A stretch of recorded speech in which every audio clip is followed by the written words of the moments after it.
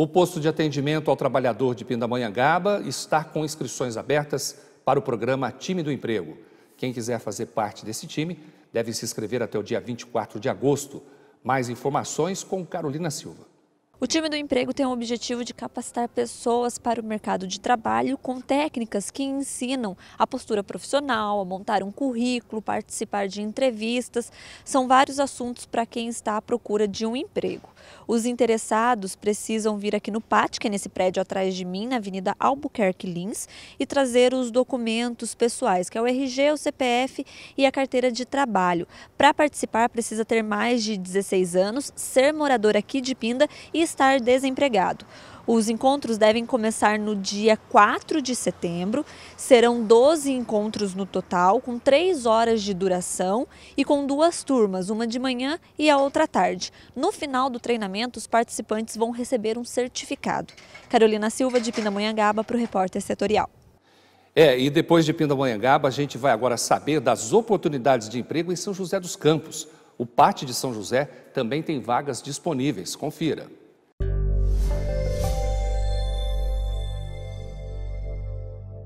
Empregada doméstica, encarregado de marcenaria, mecânico de automóveis, operador de roçadeira, técnico instrumentação e vendedor interno. Os interessados devem procurar o PAT de São José, munidos de documentos, na Praça Afonso Pena, 175, ou ligar para o número 3941-2043. De acordo com dados do Ministério do Trabalho, até dezembro do ano passado, mais de 3.500 postos de emprego com carteira assinada foram fechados. Por isso, para ajudar essas pessoas a voltarem ao mercado de trabalho, uma feira profissional vai ocorrer neste sábado em Pindamonhangaba. A repórter Thaís Olovic traz mais detalhes. Startup significa o ato de começar. São empresas em fase inicial que buscam inovação para desenvolver um modelo que ele possa ser seguido. Mas existe ainda um outro tipo de startup que a Aline vai explicar para a gente, que vai acontecer numa feira. É isso, Aline? Isso mesmo. Boa tarde, Thaís. A feira de startup profissional, ela é voltada para que a pessoa, como você disse, o ato de começar, que ela dê um start na vida profissional dela. Seja, quero voltar ao mercado de trabalho e eu preciso estudar, preciso me capacitar, ou seja, como microempreendedor, porque às vezes a pessoa saiu de um emprego e ela não quer voltar mais a ser empregado, ela quer ter o seu próprio negócio. Então, nesta feira, nós teremos esses dois segmentos. Seja ele, quero voltar ao mercado de trabalho, ou seja, como microempreendedor, para poder auxiliar ele a tirar as dúvidas, porque às vezes a pessoa quer abrir o negócio, mas ele não tem uma preparação, não tem um conhecimento, então a gente vai auxiliar nisso. Que horas que vai começar e aonde será? Será no Recinto São Vito, em Moreira César, em Pindamonhangaba, na praça da Paróquia São Vicente, e vai ser a partir da 1h até as 18h. Vai estar aberto ao público, o evento é gratuito. Se eu não puder chegar a 1h da tarde, eu posso ir um pouco mais tarde. As palestras terão início a partir das 14h e aí a gente vai ter estandes e tal que a pessoa pode ali visitar. Legal, você deu uma palhinha, vai ter stand, o que mais que vai ter? Palestras? Isso, vai ter muita coisa legal lá, Thaís.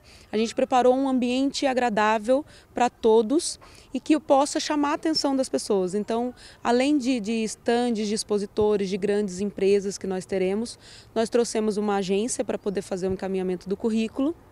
Teremos um stand também para ajudar a pessoa a fazer reformulação, porque às vezes a pessoa perde o emprego porque ela não sabe fazer um currículo. Diz que a primeira impressão é a que fica, né? Então ela não sabe montar um currículo. Então a gente vai ter um stand só preparado para isso, para tirar as dúvidas. E a gente vai ter também o Sebrae lá para fazer esse tirar dúvidas do microempreendedor, do MEI. Né? Eu tô com dificuldades na minha pequena empresa, não está indo bem, além da palestra, que é a primeira palestra com a Fabiana Araújo, da Corrente do Bem, falando sobre as startups, que é o boom do momento, né? E a segunda palestra falando sobre o empreendedorismo mesmo, sobre essa dificuldade do microempreendedor em conseguir se firmar aí no mercado de hoje. Para pessoas saber, ter uma noção da programação, o horário, tem algum site, algum lugar que ela consiga ver essa programação? Tem sim, está no site da Prefeitura, no Facebook da Prefeitura e do nosso prefeito, Dr. Isael, e também no nosso Face da nossa empresa que está realizando, que é do CTI Treinamentos. E a gente vai ter também, Thaís, sorteio de brinde, que é legal, que às vezes a pessoa está lá, né, e já aproveita e essa oportunidade vai ter bolsas de estudo, vai ter até uma bicicleta que vai ser sorteada também, então a gente vai ter um evento agradável para a população, que foi voltado para isso mesmo, para Pindamonhangaba, para fazer com que esse índice nosso de desemprego consiga baixar. Aline, muito obrigada pelas informações. Tá então uma excelente oportunidade para você. De Pindamonhangaba, Thaís Orlovic para o Repórter Setorial. Na entrevista do dia, o jornalista e advogado José Carlos Cataldi conversa sobre ética e política com o especialista em direito eleitoral Fábio Antunes.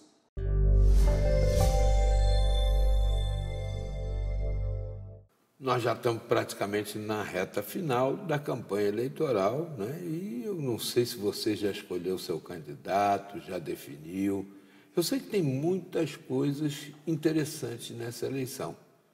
Talvez os candidatos tenham trazido algum tipo de dificuldade, mas há mecanismos até para você saber quem é quem na oferta, na disponibilidade de vir assumir a coisa pública. Estamos recebendo hoje o Dr. Fábio Antunes, ele é um especialista em direito eleitoral. Obrigado pela presença. Eu que agradeço o convite. Para ajudar a gente a refletir sobre isso, né? Tivemos já o primeiro debate e todo mundo esperando lá um tete-a-tete, né?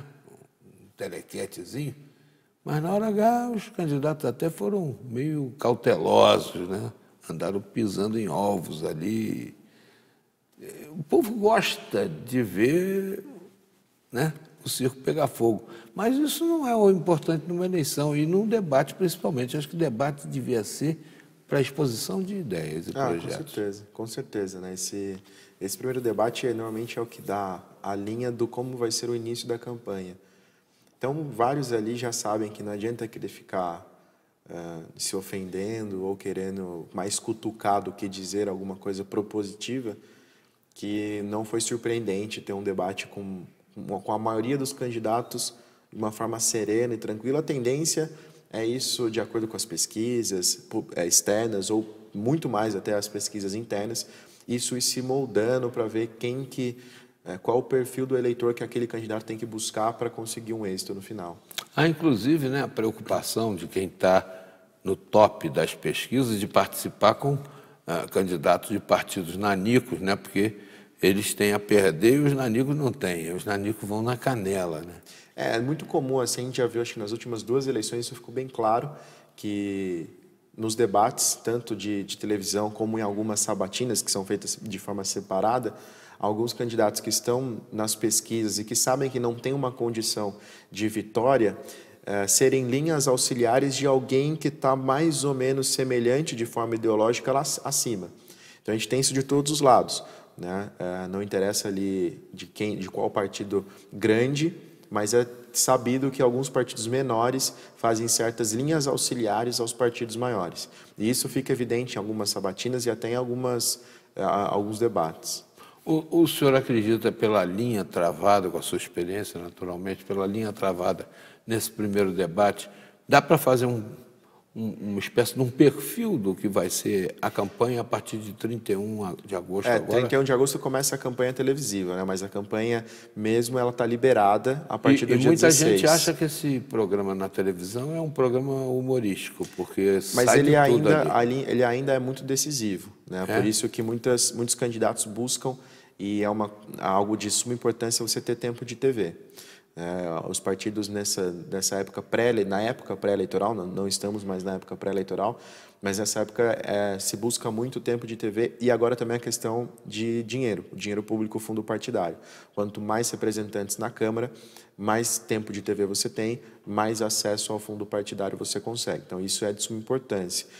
E a campanha, a partir do dia 16, ou seja, nessa semana a gente já vai ter o início da campanha eleitoral, ainda não a campanha na TV, a propaganda na TV e no rádio. Boca a boca na rua. Já está liberado a partir do próximo dia 16. Alguns candidatos que já pediram o seu registro na Justiça Eleitoral, seja no TRE para os candidatos de esfera estadual ou no TSE para os candidatos da esfera nacional, eles já são tratados como candidatos. Então, tem que ter o registro para poder botar a campanha na rua. Tem que ter ao menos a solicitação do registro. O registro é um processo que ele vai ser julgado nas próximas semanas, nos próximos meses, para efetivar ou não a candidatura daquele cidadão. A partir do momento que você solicita e requer esse registro, você já pode ser considerado, e aí tem direitos e deveres, de um candidato. Então, hoje a gente já tem alguns que ainda estão na fase pré-candidatura, que vai até o próximo dia 15. Dia 15 é o último dia para solicitar o registro de candidatura, e já tem outros que já solicitaram nesse início do período e que já são tratados como candidatos. Doutor Fábio, essa eleição, essa campanha, tem um elemento novo, que é o uso do Facebook, o uso da tecnologia da informática. Agora foi regulamentado a utilização. Né? O Facebook, as redes sociais já existiam há 2 anos, há 4 anos atrás, mas ainda era um campo não regulamentado. Então era utilizado de uma forma, às vezes até com uma certa insegurança jurídica, porque vários candidatos eles são conhecidos pela forma digital, pela forma de rede social, e quando chegava na época de campanha eles eram travados porque não poderiam utilizar aquilo de uma forma regulamentada, com regras, com prestação de contas e tudo mais. Agora, para essa eleição, a utilização das redes sociais está regulamentada. Então, assim como a regulamentação para a utilização da TV, do rádio, de jornal, né, de mídias impressas, há também agora a regulamentação da utilização de redes sociais. Bom, o ministro Luiz Fux não vai ser o condutor da eleição, né?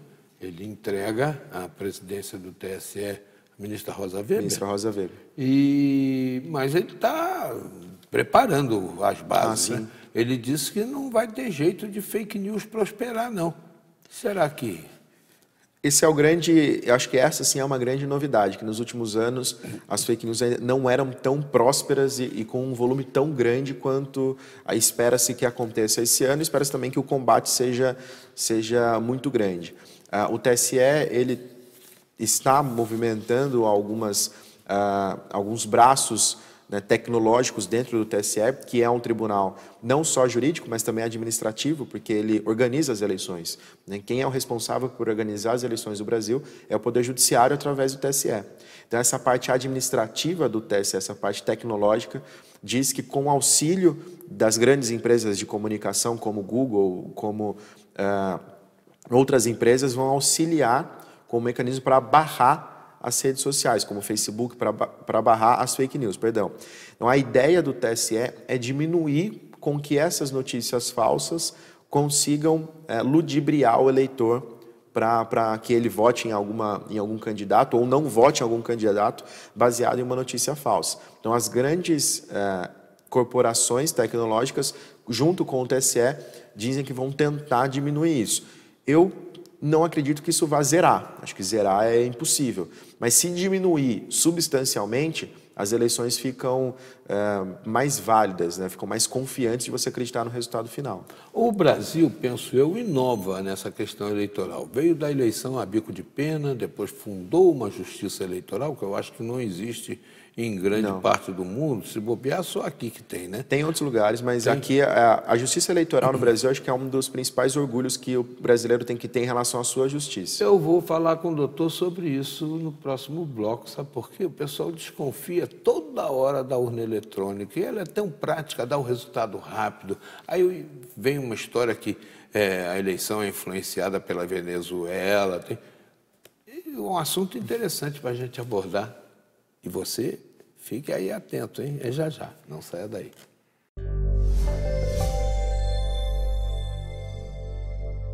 No próximo bloco, a gente vai saber o resultado do nível larvário de Pindamonhangaba e São José dos Campos.